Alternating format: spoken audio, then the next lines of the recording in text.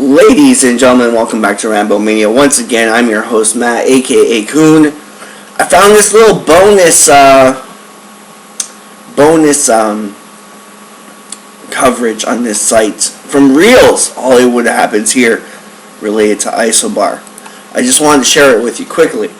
It says, a look at Tales from Development Hell.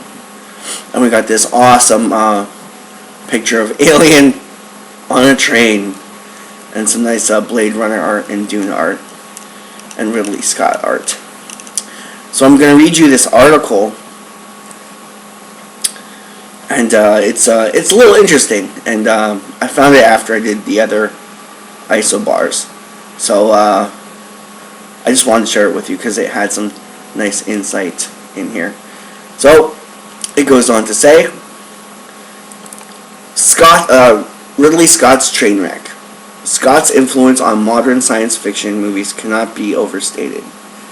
As the director of the original Alien 1979 and Blade Runner 1982, Scott's depictions of the future as dark, dystopic places where technology is hardly the savior of mankind were disturbingly more plausible than the antispec utopias prevalent in contemporary sci-fi movies like The Matrix and City of Men. Inhabit future worlds that owe a great debt to Scott's vision.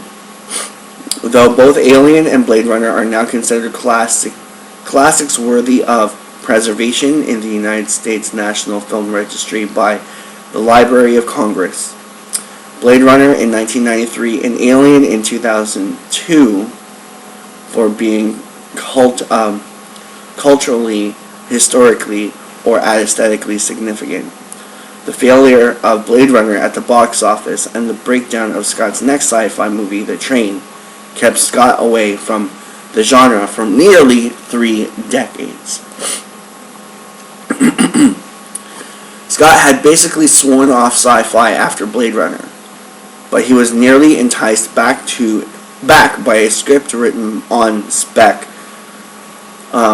by future Fight Club screenwriter Jim Ulls called Dead Reckoning.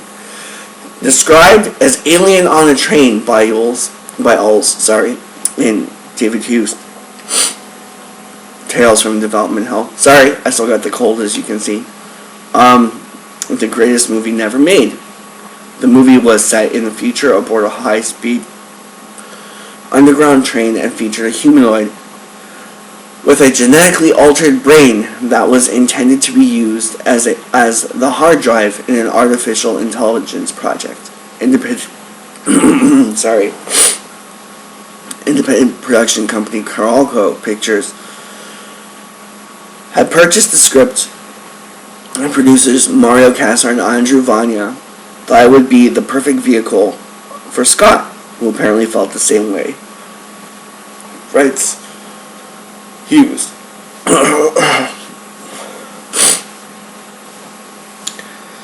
You have to bear with me, people, I'm sick.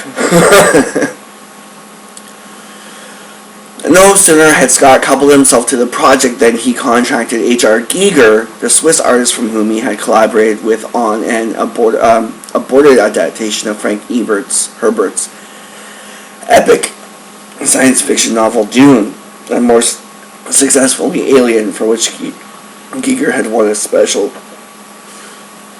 Academy Award. Oh, let me just take a sip of this. Damn.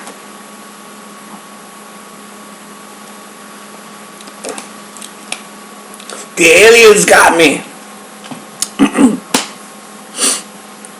Scott and Giger reunited for a special sci-fi movie featuring a deadly alien. Sounds like cinematic history in the making. So why is Scott making an Alien prequel today instead of a prequel to Dead Reckoning, later renamed The Train? According to Hughes, Scott bowed out after having a dispute with producer Joel Silver and the movie, and moved on to direct Thelma and Louise. Unfortunately, Giger ended up being the first casualty on the train's trip through development hell. At this early stage, Giger noted in Giger's film designs, there was no agreement between Scott and Carolco. He told me just to think about the project and to capture my ideas and sketches. He would negotiate the contract with Kuroko in the meantime. If somebody is telling me something, I am always so enthusiastic that I don't wait until the contracts are done. Otherwise, I will lose interest, he explains. I have to do it when I have the spark.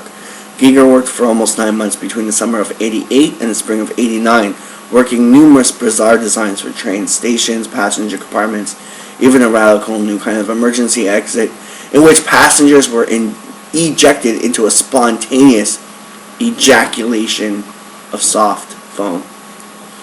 Alright, here's where it starts getting interesting. After Scott left the train, Silver began tinkering with the movie, changing the name for a second time to ISOBAR, Intercontinental Subterranean Oscillomagnetic Ballistic Aerodynamic Railway, and retooling the creature to be a super adaptive humanoid found thriving in an environment that's hostile to humans. A succession of writers was hired to rework the script, resulting in the creatures changing yet again to a fast-growing hybrid plant with a tremendous thirst for water. Despite this, ISOBAR managed to attract the interest of Sylvester Stallone, who wanted the movie to be less sci-fi Rambo and more like John McClane, Bruce Willis in Die Hard. On a train, the movie actually managed to get the green light, but when Kuroko filed for Chapter 11 bankruptcy, everything fell apart again. Scott would regain his superstar director status in the thousands with such hits as Black Hawk Down. How do you know he did Black Hawk Down? Sorry, and Gladiator, but whom also turned in some misses like A Good Year. Before deciding he had spent enough time away from his sci-fi, Scott has Prometheus hitting theaters this summer, and he is quite a long way in on the development of a sequel to Blade Runner. But hey, whatever happened to Giger's designs for the train, you ask? According to Hughes, you've probably seen them in another sci-fi movie that didn't get derailed on its trip through development hell.